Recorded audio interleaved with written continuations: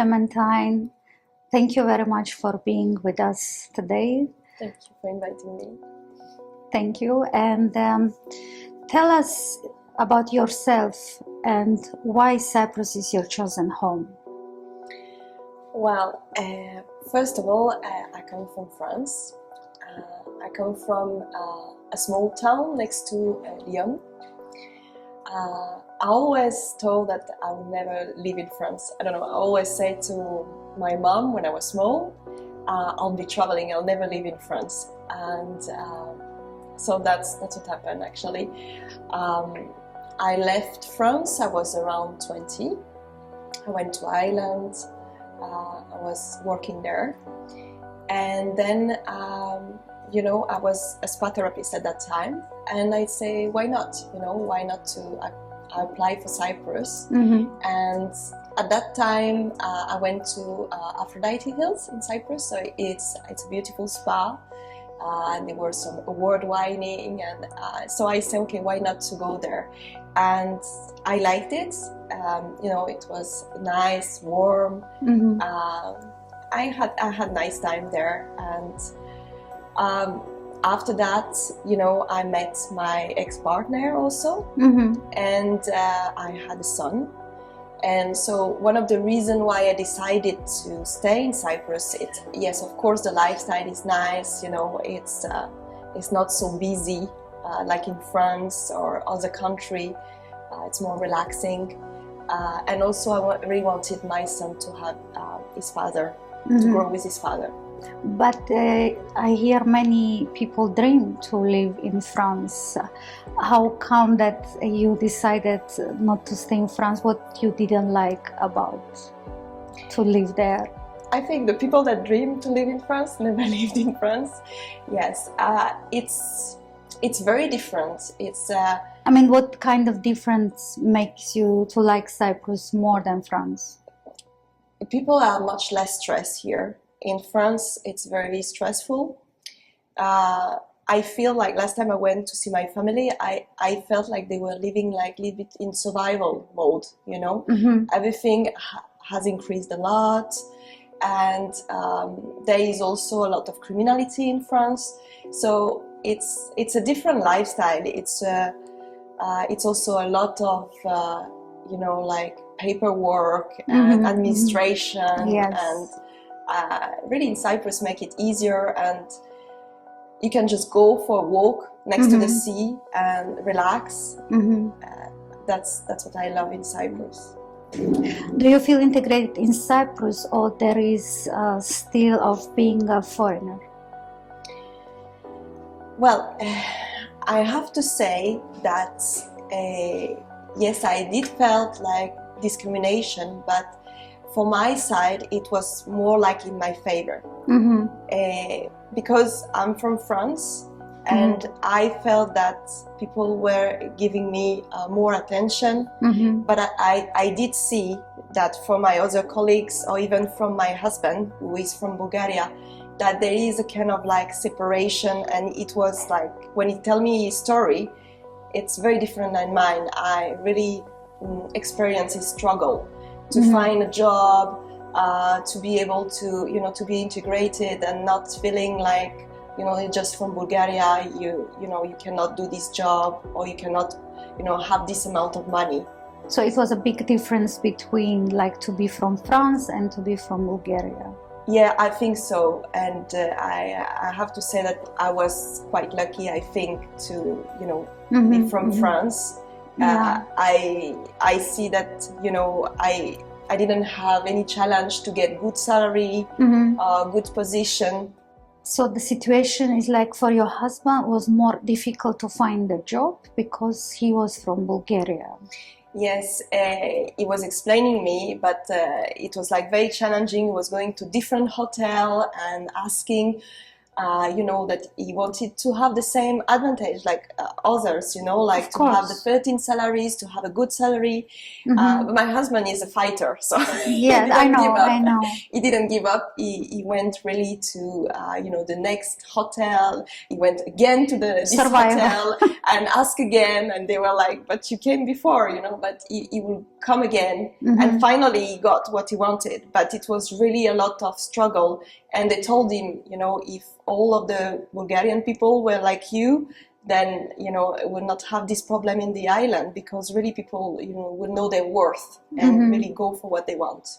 Yeah, because I believe sometimes they are coming a different type of people, because in all countries I believe there is good and bad, and maybe they confuse when they say from Bulgaria, they confuse with the other people who are doing not really very good things, and I think this is the reason we have what we have. Yeah, we do have the same thing in France, yes. Yeah, I understand. When did you last time visit your childhood? Actually, I had to edit my book. So the editor sent me, you know, the correction, and she was asking me just if I could add a little bit more of my childhood in my book. And I had beautiful moments in my childhood. I still remember like going with my cousin to make, you know, houses in the trees. I remember, you know, building the pool with my father for, you know, for the summer. My grandfather, they also had vineyards. So it was very nice. We were doing like the wine, you know, we were cutting from the grapes, and after you had like to, you know, do with your feet to smash the wine to make the, smash the grapes to make the wine. It was very nice memory. I also had very, you know, challenges in my childhood. I had a lot of challenges. When I was 5 years old, my mom passed away. And yes, and that was actually a shock for myself, my sister, and my father. My father was traveling a lot, so we went with my sister. We were going to one house to another, to different, you know, to my aunt, to my godfather. So it's been a challenging time. And then my father also at one point met another person who was my stepmother, and she came to my house with her daughter, and we become my stepsister. And I have to say we had some challenges together, because I was not ready for it. Of course. You know, I just you know, lost my mom, and she came in my house, and I had difficulty to accept the authority. How you did finally in the end? You was in a good relation, or you? We had a lot of struggle to really understand each other. I think I left my home when I was around 19. But today we are in better terms, you know, we found our way, and now I understand her. I did a lot of work on myself, and I realized actually, you know, why she was acting like this, why I was acting like that, and I had to forgive myself also, you know. But she also was working about herself? Did she try to be your mom, or she wanted to be your friend? In what she was working more? I think she wanted to be my mom. She asked me to call her mom, and I was not ready for this. Of course, yeah, it's so difficult. I think she might have felt this, that it's. But you was too young. I mean, I think she should understand. It's very difficult if you have a mom and you lose in that very young age. And to call another woman mom, it's really very hard, I believe. Yes, I guess it was on both sides very, very challenging. Yeah, and must be difficult also for your dad to be in the middle of that situation. Yes, my dad didn't know really what to do. He tried at the beginning like to interfere, but he realized that it just make it worse. So, I think he trusts me to find my path. And I wrote a letter not long time ago actually to my father. And he told me, I'm very proud of the woman you've become, and you have a beautiful family. And that's important words, I believe, every daughter waiting from their dads to say. And about your stepsister, you are in good relation with her? I'm in good relationship. I have actually 4 sisters. Oh wow, 4 sisters. Yes, I have one what would you say, like real sister, biologic sister. Yes. And I have 3 stepsisters. And yes, we are in good term. Maybe I don't see them as often as it would be great to see, but we stay in contact, and especially with the one that she's only 8 months older than me, so we are more in contact. We live more close together. Yes. But you felt too much difference regarding like love? I mean, you felt that they loved them more than you when you was living with them? I did feel this, and maybe it was not real, maybe you had that just thoughts because maybe something small for them and you think, why not for me? Because I believe you was very sensitive in that time. I was very sensitive, and now that I am a mother, I understand also this, because I have 2 children and they're very different. And even I have a lot of love for both of them. You maybe act a different way with one than the others, because they are different character. They don't need the same thing, and that's what I didn't realize at that time, I think. Yes, it's okay because you was too young, and it's good that you work about that subject, because many people stay in childhood and with these bad memories, and they never came, and the problems start from there, that you don't work with the problems of your childhood. That's great that you did that.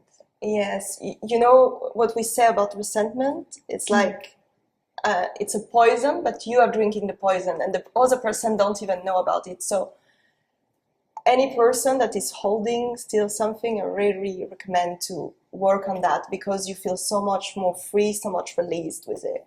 Of course.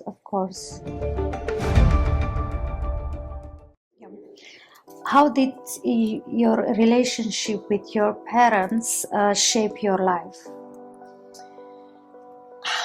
I think my father, he really teach me to be honest.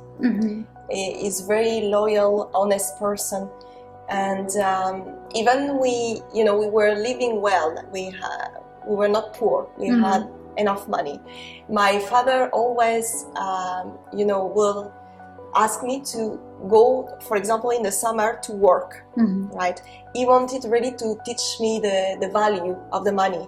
And not take it just for granted. Yes. And that really helped me in life. I will say that my mom, she really showed me that I am stronger than what I think. Yes. Sometimes she was tough, but that really pushed me to be, stronger and find ways to adapt. Like, to be ready. I still remember when I first came in Cyprus. I came on my own. I was 20 something, and I was so sad at the beginning. I left everything.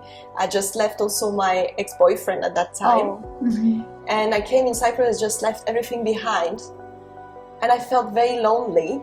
And I remember I called my mom and I told her, I think I want to come back to France, because I don't like it. I don't feel, I feel lonely. I feel lonely here. And she told me, stop. She told me, stop. You know what? Just give it a try. Give it 15 days. And if after 15 days you still feel like, you need to come back home, then you're welcome, but just try it.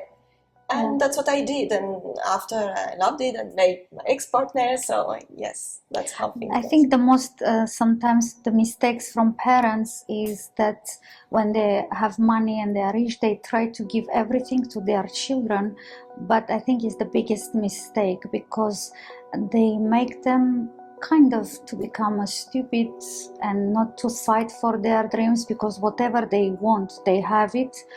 And in the end, most of the time I see that they become alcoholics, or they start to use drugs, or they play casino. I mean, all the bad habits come from the moment when their parents give them everything ready. I believe what your parents did, it was a very good decision. Yeah. That's why you are who you are now. Yeah, I'm very thankful now. I can, when I was a child, I was like so resentful. Why I have to work? Why I have to do this? Yes. And now I can really understand why he did this. And I'm really thankful. And I do believe that the best thing you can teach your children is to be independent and resilient, in adversity. And that's what they did. Absolutely.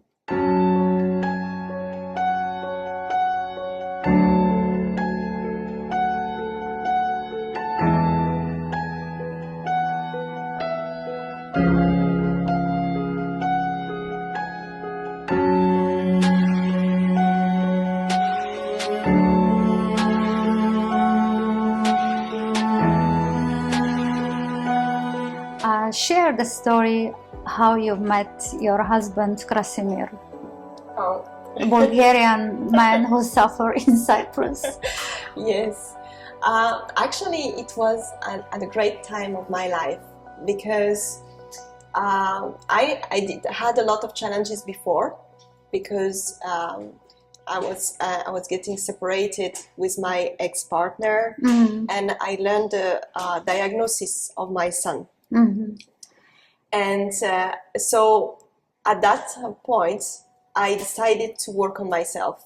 I remember I saw this quote on my computer. When you can no longer change a situation, you are challenged to change yourself. And that really hit me. And that's when I started a program about, it was about reprogramming your mind to be more happy, more confident in your life.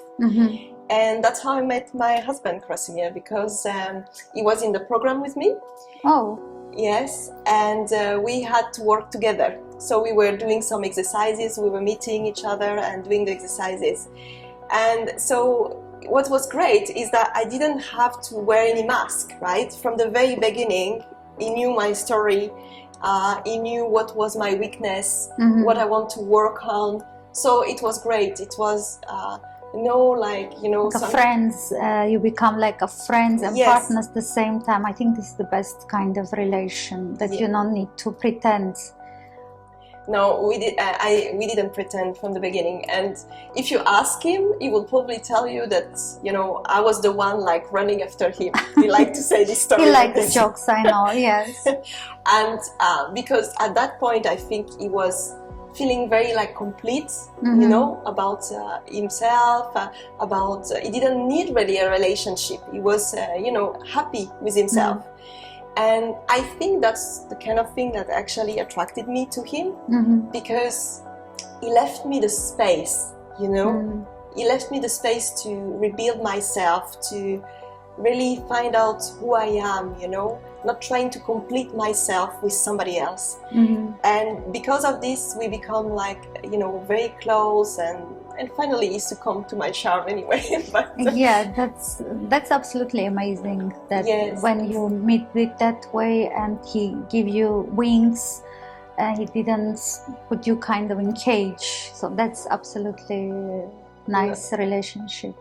Yes, and what I love about this relationship is we're growing together, and we are not trying to stop one of each other. We are really supporting each other, and that's how it should be. Yes, and if if this evening I will have to take care of the children and cook at home because he needs to go for a walk because he has a lot of things in his mind, then I'll do it. If I need to go I don't know, for my yoga or something, for some me time, he understands it and he will tell me, just go for this, you know.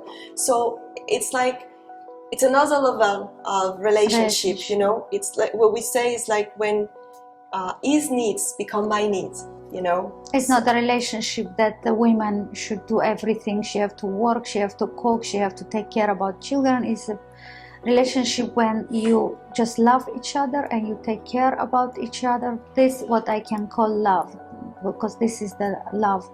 If you give all the responsibilities to one person, I think this is not equal and this is not the correct kind of relationship.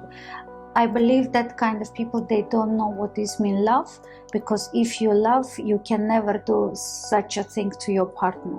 Yes, exactly. I recall this, now that you were talking, I just thought about something.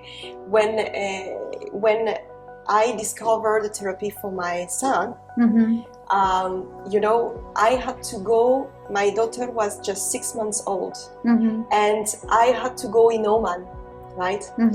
And my husband, we didn't have much money at that time, you know, I was not working, he was also in the middle of something, and he just told me, you know what, it's your dream, you need to go there, and he just pushed me to go towards this, and he told me, you know, the money will come up, we'll find our ways, and he took care of Julia, who was just 6 months old, for like 10 days when I was, and I think that most men would have been like, wow, very scared about this situation. Absolutely, they will. But he just took care of my daughter, and that's what we do, you know, like we support each other. Amazing, amazing relationship, and I wish you to have many, many, many years of love and happiness. Can you tell us about your beautiful children? Yes, sure. So I have two. I have Julia, she's 6 years old, and Gabrieliani is 11 years old. They're completely different character. Julia, she's very creative, energetic. She's a bit more like her father. Yes. She always liked to draw, like all the time drawing or coloring. And she loves to play hide and seek. Oh, your son? My son, he's more like a sensitive. He likes to hug. He likes to play football also. His favorite is Lionel Messi. Yes. So they're like completely different character. With my husband, we enjoy to bring them like to different destination also. We think that this is the way we're going to teach them more, you know, like not just to buy presents. We like to give them like experience. So they went with us in Kuala Lumpur, in Bali, and they really learned things that, you know, you wouldn't be able to learn really in school. But for your son, Krasimir, he's a stepfather, correct? If yes, I'm not my mistaken. son is from my previous partner. And how you see the difference? I mean, how Krasimir is a stepfather? You think he's good? How your son feeling with Krasimir? Or his father or his best friends? How is the situation? So I think it's more like he's his friend, because my husband never wanted to take the place of his father. He always told him, you know, you have a father, and I just want to be like a friend with you, and you know, having, you know, nice time together and trusting each other. So it took time to really like, because my son doesn't really trust at the beginning. It takes some time for him to, you know, get close to someone. How old he was when he met Krasimir? When he met Krasimir, he was like 4 years old. Like similar age with you, that you lost your mother, correct? Yes, yes. And I think probably because of this story that I told him, I think that's even a reason more why he doesn't want to interfere, you know, with his father.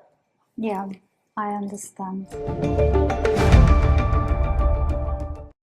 And I know this question is sensitive for you, but what kind of emotions did you go through when you find out about your son's diagnosis? Well, it was very hard, I have to say. I would say I probably was like devastated at the beginning. I still remember, at the beginning, I just, watching him, he was just keep falling down and not being able, like. Which age you start to feel that something wrong? It was my first child, so I didn't really know about, the evolution, the normal evolution of a child, Mm-hmm. So when he was like 1 year and a half, we went to see someone, orthopedist, Mm-hmm. and she told me, don't worry, there is some children, they can walk at 2 years old. So I didn't worry. Yes. And I continue, but just I was seeing, even like when he was 2 years old, he was still like always holding on to something, and having no balance and keep on falling down. So I start to doubt, like, was something wrong? And I remember his grandmother, she brought him to one orthopedist, and he sent us straight away to actually a neurologist in Nicosia. Okay. And at that time, she started to talk to me about, like, muscle weakness, and I didn't realize still that it was something important, because I was a therapist. I thought, okay, muscle weakness, we'll do some physiotherapy, we'll get stronger, everything will be fine, And I think it's really when I went to France, because we tried to do few exams here in Cyprus, but I was a little bit disappointed with the doctor. I think they didn't have much experience with children. Yes. Like, even when Gabrielian was small, he had GERD, It's like this acid reflex that they have, the children. And I was going everywhere and I was telling them, there's something wrong with my child. And they wouldn't believe me. They were thinking that I'm just, just a, too much protective mom. And I flew to France when Gabriel was 3 months old, just to get an opinion in France. And then they told me, oh yes, he has GERD, and you did well to come, because he had an esophagitis also. So I was feeling that something is serious. Yes, and even when I went there, my parents, they told me straight away there's something wrong with, so we need to bring him to the doctor. And I was lucky, I found the doctor, it helped me, he gave me, some medicine, and then after, Gabriel was able to sleep. So from the very beginning, I didn't trust so much here, because what I've seen when he was baby. And then when we went to this hospital, it was quite traumatic experience for my son, because he was just little. He was like 2 years and a half maybe. And they did what they call EMG, electromyogram. Yes. And it's just like, they put a big electrode and then they send electricity, and it just told me, tell him to look somewhere else, like distract him. But it was like a big mess. He was screaming and everything. So I said, okay, enough. I will do everything in France. So I went to do everything in France. And when I went in France, my sister, she gave me an appointment with the director there of the, pediatrician in France. And he makes few exercises to Gabriel to make few exercises. He was like throwing toys in the room and asking Gabriel to take the toys. And he started to roll that he had like some what we call goer signs. It's when you need to put your hands on your knee to stand up. Stand up, okay. Yes, so he was not able to stand on his own, And he makes some notes, and I remember he told me, so we need to make further exams, we need to do an electromyogram, we need to make maybe a muscle biopsy. And I was like, I can change my flight, we can do it faster, I was trying to look for solution. Yes. And he looked at me, and at that point that I realized something wrong, he looked at me and he told me, calm down, he say like, you will need some help. Sorry. It's difficult. Yeah, I know how hard to talk about this, but just a question like, when it's happening, this, I mean, when you are pregnant, because I don't know anything about when actually he have got this. It's when you are pregnant, something happened, it's mistakes from doctor, or it can be from anything. So it's a genetic disease, so he was born with it. Yeah. So, but I didn't know at the beginning, right? I don't have in my family story about this. Yes, his father, I guess. His father had something similar, but not the same. So we didn't know actually. We didn't know about this, and. So when you are pregnant, the doctors cannot realize when they... Unless you have a history, then they will tell you, oh, you carry the genes, so maybe you might get a child with this disease. So I didn't have this, so I didn't know. What they told us is that maybe it's the combination of his father and my gene that make this kind of problem, basically. Yeah. I stopped you with the moment that the doctor told you that it's not gonna be so easy. Yeah, he told me. What was your next step about that?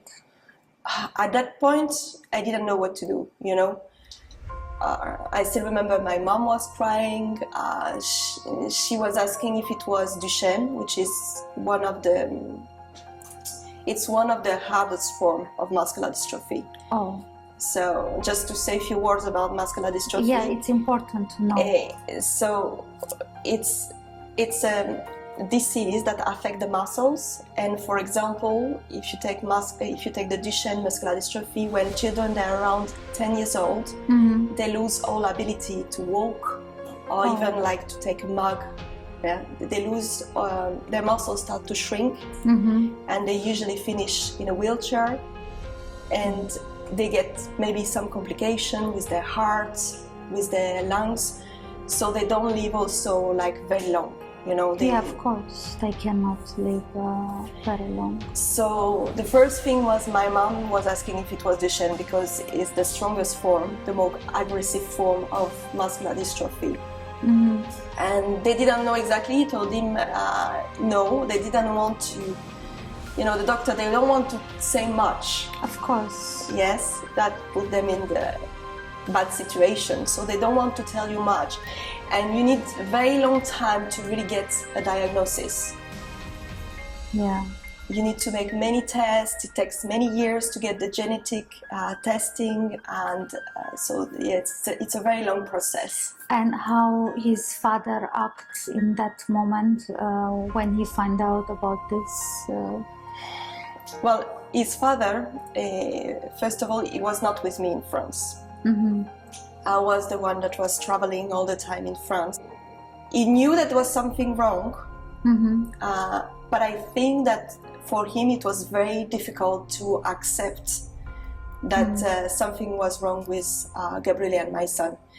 And till that day, he still don't know actually the exact diagnosis. I remember I told him one day, let's talk about it, you know, I have the results, let's talk about it, so I will explain you what it is, you know. And he just asked me, is it worse or better about what they told before? And I say, I don't know, it's just different.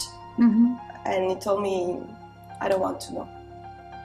So all this difficult situation you was passing alone? Yes. That's tragedy, actually. This because the parents, the father and mother, and because it's so hard for you to find out about your child have this problem and to stay alone in that situation, it's absolutely very selfish, I believe. Just to hide and not want to know what's going on because you are part of it, it's your child. Sometimes I just cannot understand how people can act. Yes, it was hard for me. I would say that the hardest part it was that he didn't really believe in what I believed. Mm-hmm. Because I thought that the way to go was to go, because all of the doctors were telling me there is no cure. Mm-hmm. There's nothing we can do about it. You just need psychological help, and that's it.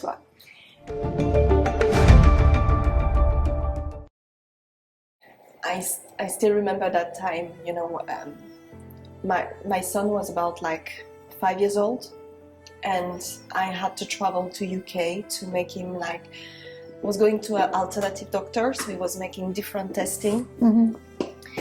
And my son, he was not able to walk, you know, so like for 10 minutes, but then after I had to carry him, or I took a baby trolley. So Mm-hmm. in the stairs, in the subway, I had to carry and my son and the baby trolley, you know. Sometimes it was some people, they helped me. Mm-hmm. But I mean, and we didn't sleep. We sleep one night. We came, we sleep one night. The day after I saw the doctor, and then we flew back to Cyprus. Because again, we didn't have much time, money, and people don't understand also. They think that because he has muscular dystrophy, he cannot walk too long. Mm-hmm. But the thing, he was also very hyperactive. Yes. Right?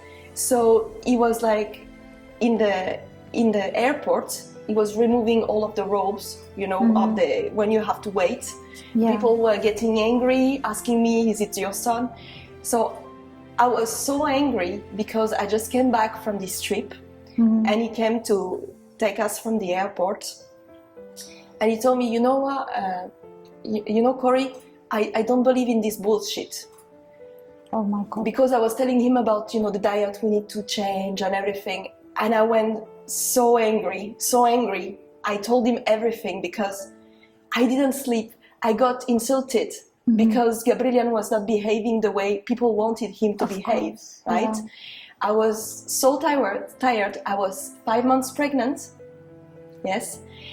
And he dared to tell me this. And I just told him, what do you want me to do? You want me to do like you?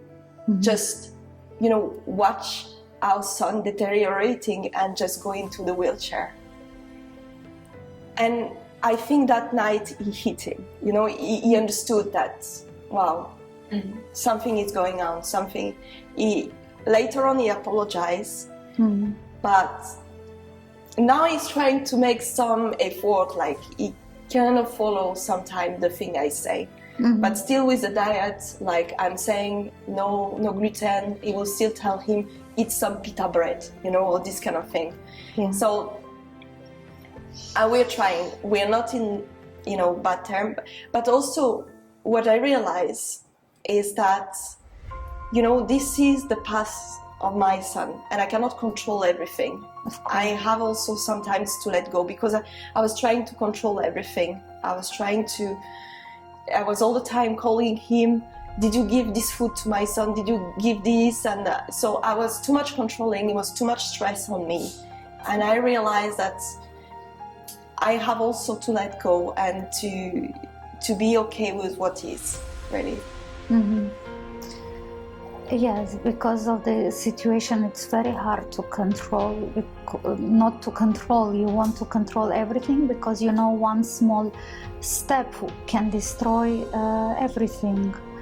And what was next? How you start to fight and to ignore all the doctors when they told you it's this we cannot help, and this is the kind of the end. What gives you hope? How you start this journey to fight about this? So, you know, as I told you, this quote that I saw in my laptop, like when you're no longer able to change a situation, you are challenged to change yourself. Mm-hmm. And that, when I saw this, I really understood I have to work on myself. Mm-hmm. And this is what I've done. I started to, you know, follow this group to reprogram my mind. I was very determined. Like the lady was telling me, I don't know anyone that is more determined than you. I was writing every evening all of the success of my day. It was many things happening, you know. My son was not getting better.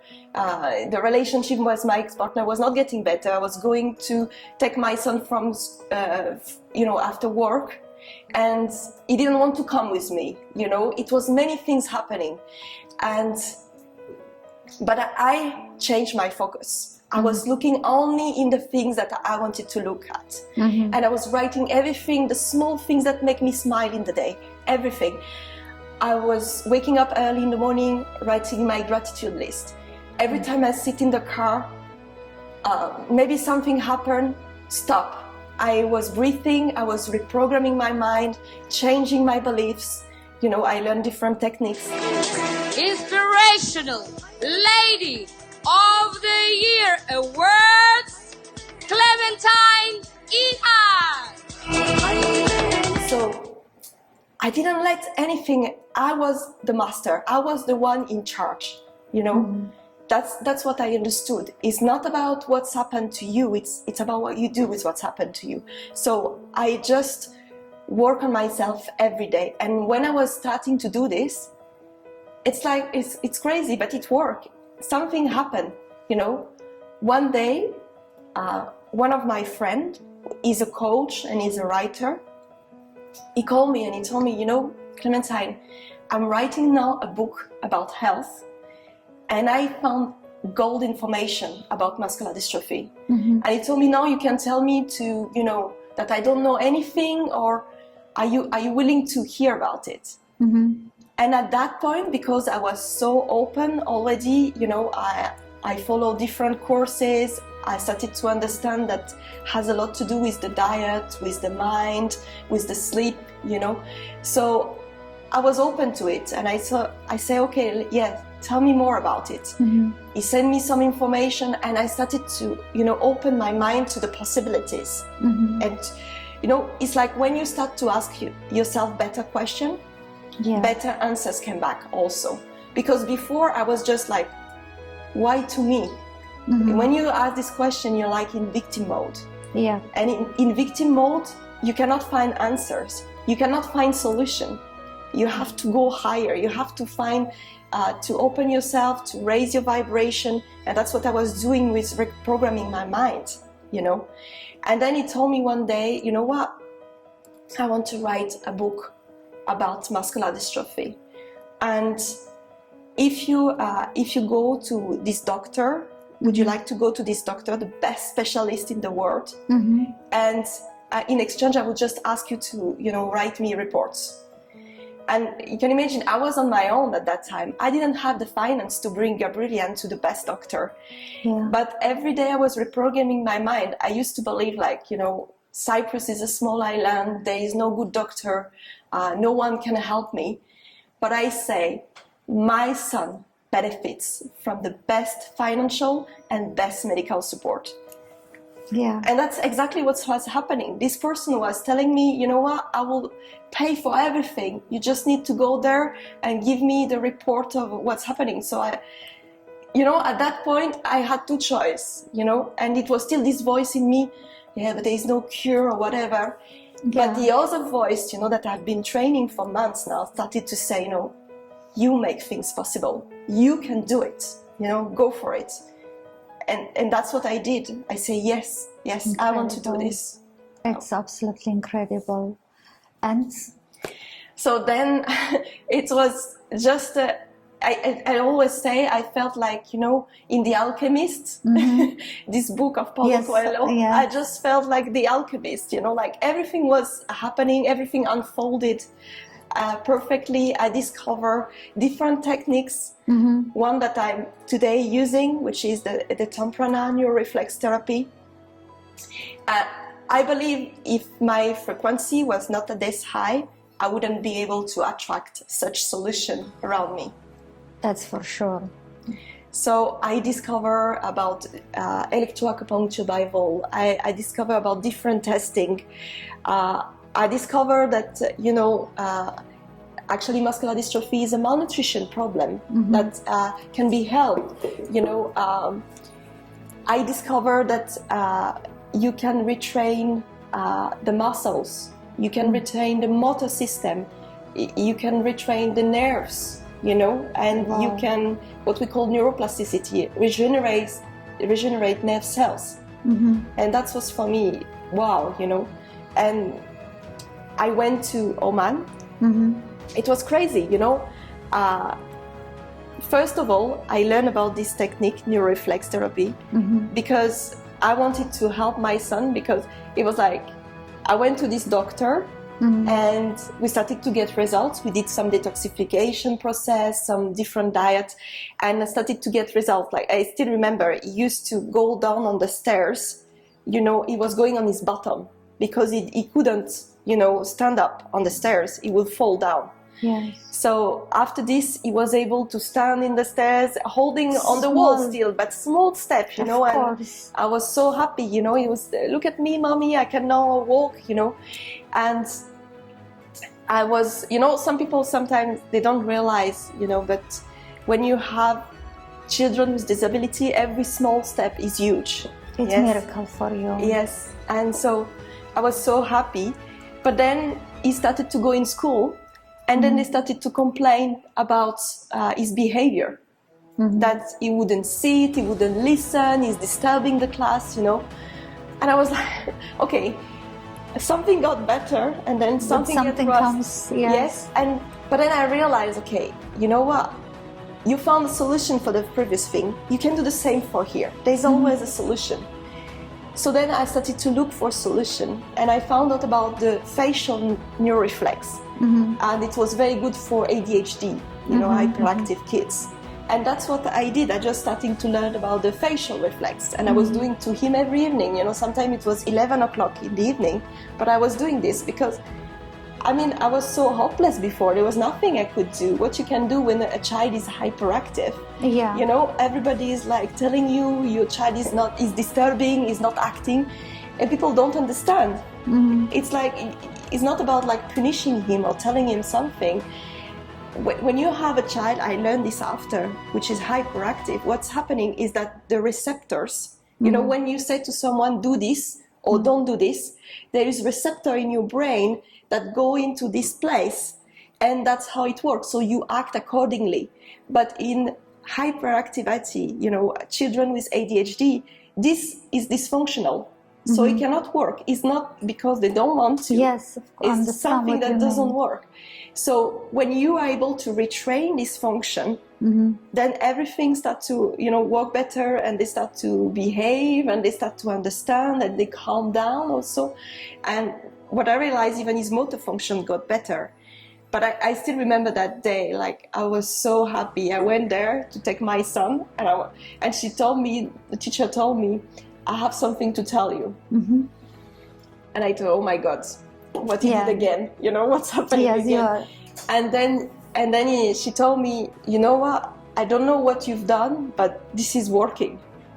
Now he's listening, he's making effort to see it, and he's really, you know, doing his best. I can really see it. And I was so happy, you know, oh yes, it's working. So. Because it's, but I'm wondering why doctors, from the very beginning, you went to doctors and they find out about why they didn't give you any hope, and why they don't say that there is this kind of options that you can try. I mean, why they are taking away hope from people because after you will say the story, I just wonder why they don't do that. I think that some doctors are open and some doctors don't know maybe about it. I mean, I still remember when I came back with this, you know, when I learned about Neuro Reflex, I went to different physiotherapy centers, and I wanted to show them what's possible, you know, what I've done with my son. And they were telling me, we don't want to do this because we don't want to give hopes to family. And I'm like, Why okay, why not? Yes, why not to give hopes to family? Because maybe it's not going to be possible, or maybe But there is a hope. there is a hope. And even as I say, small 1%, steps. yes. With small step is always, and there is always results. There is always results with Neuro Reflex, because it's like going backward in time and really retraining the brain and the motor function. So there is always some, you know, improvements. but they were not open for this. It was just like the traditional ways that they know. Like, okay, you can do some physiotherapy or you can do ergotherapy, this kind of option. This is the only thing. I believe that it was times that he wanted to play with the kids, the football or any other games where children used to play. And I'm sure he was suffering about that he cannot be as a usual child to do the same things. Share with us the memorable moments in this journey when he was recovering. I mean, how it was. You know, one thing that I often explain the family is that you have also to work with his mind, right? What's happening is that when I started to work with him, he started to have everything he needed. You know, he had the motor function to be able to walk, to run, but his mind was still limited by what he knew. Like, after 10 minutes, he will always tell me, oh, I need to sit, I need the baby trolley. So I challenge his mind, you know. I realized that when he was playing with other kids, he didn't think about he was tired or not. He was just playing. His mind was not focused on his legs. So I started to distract him. We were going for a walk and I was telling him, oh, look at the small, I call them dinosaurs, you know, because he loved dinosaurs. This was small, like, you know, iguana there. And I told him, look at them, you know, and then I distracted him with other things, and he forgot. He forgot that he was walking. And when I see that he'd been walking a lot, I would just tell him, oh, let's have a seat here, it's beautiful. And afterwards, he was like, oh, I've been walking so long, you know. So he started to realize that he could do more. And I really explained him, you know, I explained him how it's going to work on him, how it's going to strengthen his muscles, for him to, you know, visualize his healing. And I still remember the first time I came back from Oman. I learned this technique, what we call the Temprana reflex therapy. And it was, you know, we were in one area where it was this game where you throw a stone, and he started to jump. And it was the first time. Before, he didn't have any impulses to jump. And I was like, wow, you know, I was so happy about this, you know. And so that was one of the, I straight away took my phone and make a video. I was so happy about this because this you new fight so much about this. Yes. You did everything about this, and every small step for you, it's amazing. Yeah, and usually, you know, children with muscular dystrophy, they just go, like, when they progress, they deteriorate themselves, they don't get better, you know, but Gabriel was getting better. The same one time, during the COVID, he didn't go to physiotherapy, so I started to work on his spine. I said, okay, let me try this new technique that I've learned to see if it's going to work. And I was starting to do this therapy. And then the first time I did it, afterwards, I took a picture and I was like, wow, it was so much more straight, the spine was straight. And so this was again a great, you know, achievement. And one of the achievements also, like recently, it was when Gabriel came back from school and they did like a small marathon, you know, for the children. And he wanted to participate, and he came back, and he came back with like a trophy, you know, and he was so happy. He told me, "Look, mommy, I got the trophy," you know. He told me, "You know what? I didn't finish first, but I did it." And everybody was cheering me up. Everybody was so happy for me, and you know, I've done it, and I was so happy for him because he understood, you know, that. It's not always about always to win. It's just to do and go for it.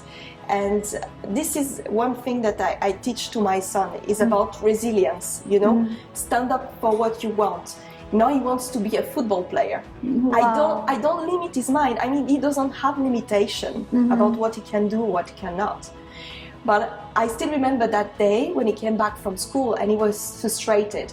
He told me, oh, I'm tired, I cannot make goals and everything, I cannot do these movements. And I told him, you know what, Gabriel, that's the wrong mindset, right?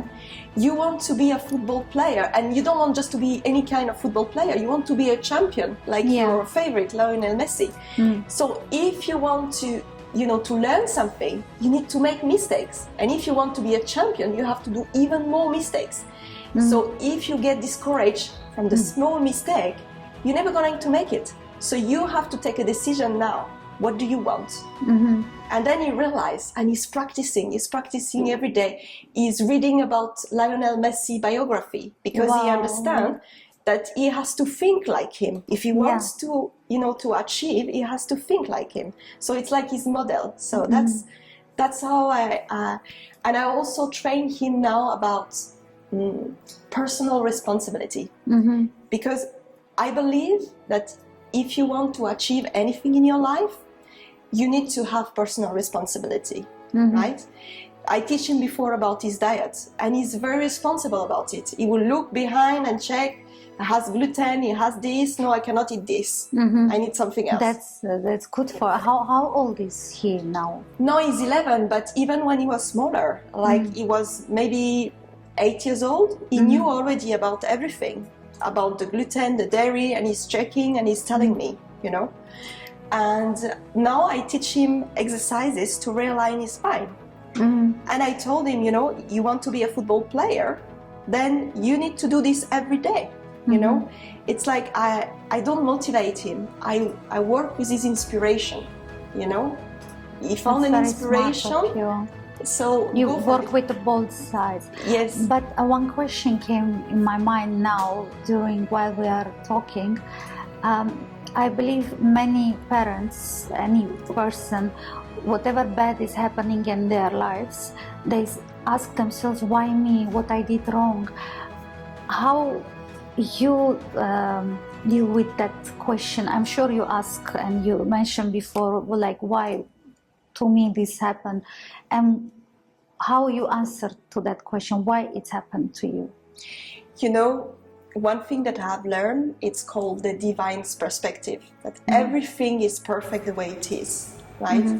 And I still recall on this, one day I went to one event, and it was a woman event, like this goddess event. And it was this lady, she was like kind of shaman. And we had to share, we was holding a stone, and we had to share our story as a woman, what was close to our heart. Yes. And I share my story. And she came to me and she told me, you know what, you are a very strong woman, because the universe never gives to anyone anything he can handle. And I remember on top of my bed, I had my success board. So a success board is where you put, everything you want, picture of things that you want. And I had a picture of the Maasai tribe. And the Maasai tribe, every time they have challenges coming on their way, they celebrate. Oh, wow. They celebrate because they know that they will grow. So they're already in the gratitude as soon as they have challenges. And this is something that I have learned, to always, like, if you can shift anything that happened in your life into a gift, then you master your life. You can master anything. I think it's a very good advice for many people, not only with their children, generally, whatever happened to us, we ask why me, what I did, but that's a very good point, that you will start to think with different angle of the situations happening to you. Yes, when you start to shift like this, you open yourself for possibilities. It's not anymore the victim mode. You are in charge. You can find any answer. You are the actor of your life. That's a very good point. So you remember that. And actually, that's one of the reasons why, I wrote this book. Because what I realized when I started to write the book, I wrote the title already. It was not this title before. It was Healing from Muscular Dystrophy. So I was placing myself already in advance that I'm going to find solution for my son. And when I write the book, it was like I was becoming the author again of my life. Yes. I was the one who was doing the script writing of my life. Clementine, how was this experience changed your perspective and on life and parenting?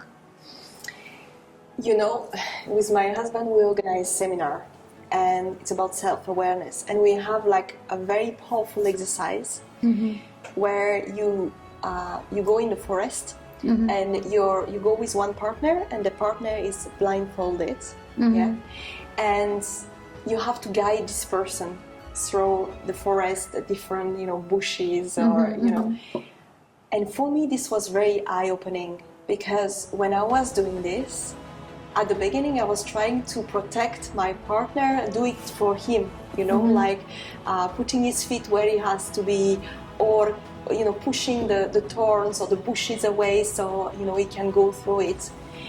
And I realized every time I was doing this, the person was finding another challenge after, or falling down, or so. And I realized when I started to say just what is going to come in, or here you're going to have a bushes, just pay attention. They found in their way, and for me this is really mirroring what's happening in parenting. I thought that I had to protect my child from all of the mistakes. I thought I had to put him like in a bubble and really support him this way. And I realized that the best I can do is actually let them make their own mistakes, right? So for me that was really eye-opening, a great awareness from this experience, really. I think, by the way, I was thinking your son, he's very lucky boy, that I believe many parents, they give up even before they start to fight, because they trust what doctors say, and not all the doctors, as we see, advise to fight and to give hope. I think he was very lucky to have mom like you. Thank you. That actually remind me one story in Bali, because I traveled different places to find answers. And we went with my son to one healer in Bali, and what he told me is actually with my son we very much spiritually align, a little bit like he chooses me to be in his light, so that I can stand up. And he actually also stood up from this experience. So you helped each other both to stand up. Yeah, and I believe that is the way always. We always have like this experience for a reason. It's absolutely incredible story, like you just can call mother, because I don't think so anybody can do anything more than mothers can do for their children. I think that mother love is the strongest forces, really, because mother, they can do anything for their children. I mean, you see this even in the nature, like the mother of the elephant will die for his child, right? It's so strong, the power of mother love. Yeah, you hit yourself so many times to wall, but again you stand up and you find the door, you find the window, you find anything to just make your son to run, to jump, to play a football, which it's absolutely incredible story. Thank you. I think that if it was not for my son, I probably even wouldn't have done all of this work on myself. So it's really helped me and pushed me forward to, what I was supposed to do, basically. So you was chosen, and maybe you chosen to show many other parents who facing this situation, to help them and to give them hope, which I believe it's very nice to give hope, and to help their children to run and to jump and to be like all other children with their simple games.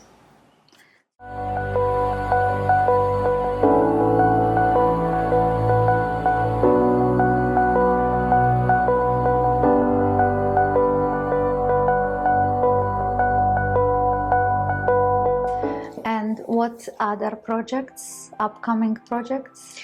So we also have with my husband a very exciting project. We're going to have Asel Sitikova coming, and it's going to be one-day event. The first one in Russian on the 23rd of March, and then on the second day, which is the 24th, we're going to have it in English.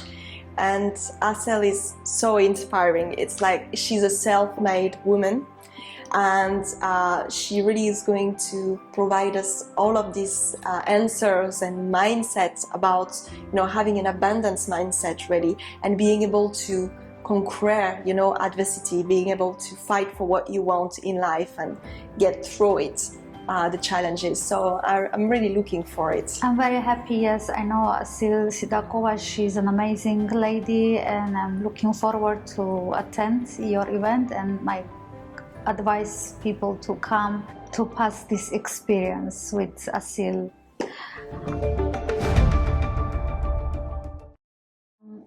Tell me about your book. You wrote a book, your story and your son's story.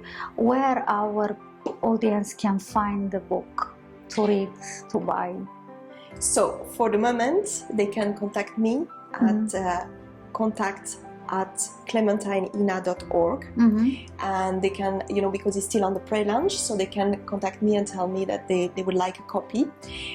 It's going to be available now soon in French, and I'm hoping by the end of this month to be also available in English in Amazon UK and Amazon US.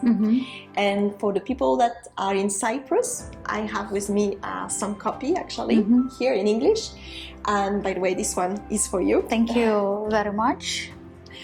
So they will find all of the answers, all of the steps really that I've done to, you know, for my son, you know, the mindset you need to have, the diet that can strengthen the muscle, the detoxification process, this neurological technique that I'm talking about, all the successful story, because it's very important to, you know, find a model, find something to inspire you to go through it. Yeah. Thank you very much. And before we go to a last question, we have, of course, presents for you from our partners. The one present is from Energizer marketing team, which they give you 15% discount for their services. A special gift voucher from Neuro Beauty and Spa. If you haven't visited Neuro Beauty and Spa yet, you are missing out on a lot.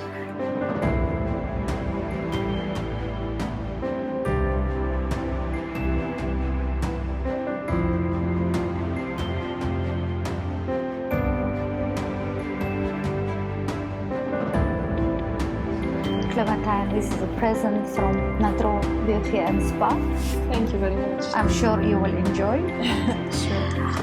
You have another present from our partner, Health and Beauty Forum will provide you with a complimentary professional ticket. What advice do you have for parents facing health challenges with their children avoiding burnout? I think that first of all, really understand that you deserve it. You know, you deserve to be happy, to have a life of happiness with your children, because I know how challenging it is at the beginning. I've been there, and I'm not going to say that it's easy, but it's better to do the hard job at the beginning so that after your life is so much easier. I mean, last time we went to Bali in holiday, and Gabriel was able to see this, he wanted to see this dragon, you know. So he saw this Komodo dragon. We were walking for many, you know, long hours, and he was able to do this. And before, I would never, you know, ever think that this could happen. So yes, it's not an easy journey, but it's worth it, and it might be a little bit challenging at the beginning, but the challenge, they get easier and easier on the way. And really, for, you know, for every mother also, it's very important to take care of yourself on the way, because I did this for myself. I was, you know, working on my mindset, taking care of myself, having some me time, And I can just show now, if you want, just one technique that you can use really to relax, distress your body, because I know you're going through, they're going through different emotion that are very challenging. So one thing that I recommend, and I think anyone can do actually, even you, anybody can do. So basically you place your finger, so your index finger, it's between your eyebrow on the midline, and then you place the other finger on the mid of the eyes and corner of the nose, just like this. And you just close your eyes and just take deep breath, right? And just focus on everything you're grateful for, everything that you have in your life, your family, everything make you happy, make you smile. Focus on, breathing. You breathing oxygen. This is something you'll never miss out. Yeah, and then place after 30 seconds, you move on to the other side, and again you place your finger this way, and then be grateful for every opportunities. Think about all of the opportunities on your way, and just stay there and breathe deeply. Focus on your heart. And this is a technique that is very good to distress, rebalance your mind, and come back into your center and being grateful, because grateful, it's the highest energy you can be, and this can really open you to many possibilities. So keep being hopeful, keep working on yourself, be open for the possibilities, and know that you deserve it. Thank you, Clementine, for your beautiful, incredible story, and thank you for giving hope for many, many people. It's very important. And once more, I'm thankful for sharing this story with us. Thank you, Clementine. Thank you very much for giving me this opportunity to share my story, to show what's possible, and I'm very thankful for you also. What I say, Elizabeth, is always, leading from the back and really giving all of the shine to other women, and so I want to thank you for this. Thank you, Clementine, very much. Thank you. And thank you to Century 21 for giving us this beautiful venue and to be in our partner.